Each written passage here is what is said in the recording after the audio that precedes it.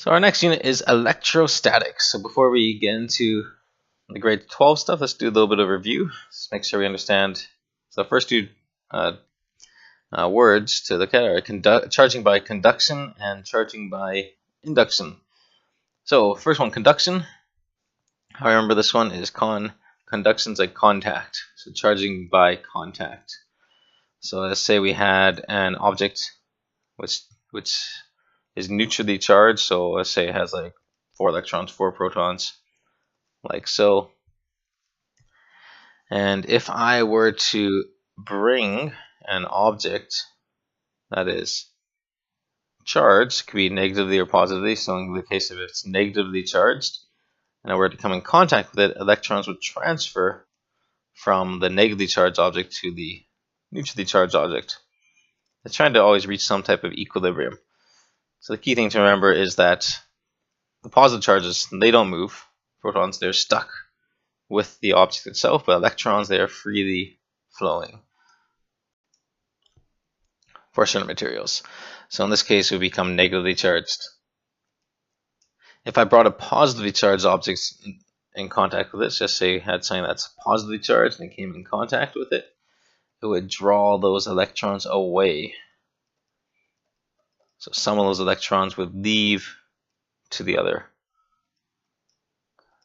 object. So for example, something like that. Now it takes some of the electrons. For charging by induction, how that one works is induction is when there's no contact. So let's say I have that same charged object that has the same neutrally charged object, those 4 protons, no electrons.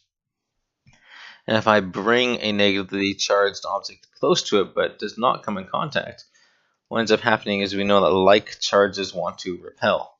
So those 4 electrons that were on this object would move away from it. So this one, we're inducing a charge. So what ends up happening, this end of the object becomes positive, the other end becomes negatively charged.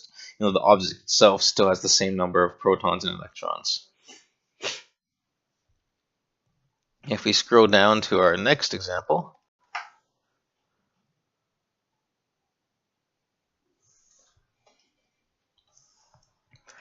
so what happens when two things rub together? So what happens when two things rub together? Electrons will transfer from one object to the other.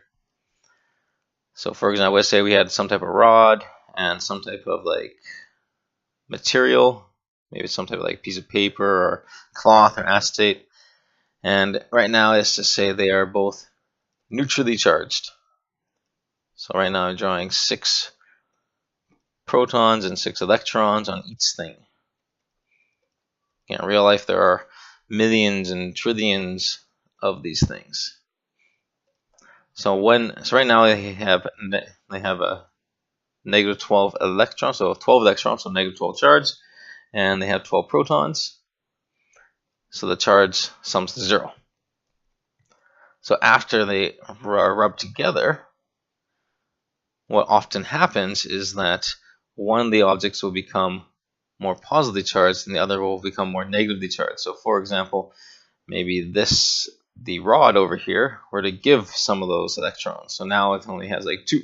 So before it had 6 protons, 6 electrons, and the strip of paper or whatever it was had 6 protons and 6 electrons. And now this has 6 protons and 2 electrons. Thing is, though, charge must be conserved. So if this one went down some, that means the other thing must have gained electrons. So this one must have 6 protons with 10 electrons. And only the negative charges can move. So it still has those positive 6 protons, but now it would have 1, 2, 3, 4, 5, 6, 7, 8, 9, 10. Again, still overall there's still 12 electrons and 12 protons, but their locations are different. If you're interested in this type of thing, the thing you want to look up is something called the triboelectric series. Triboelectric series.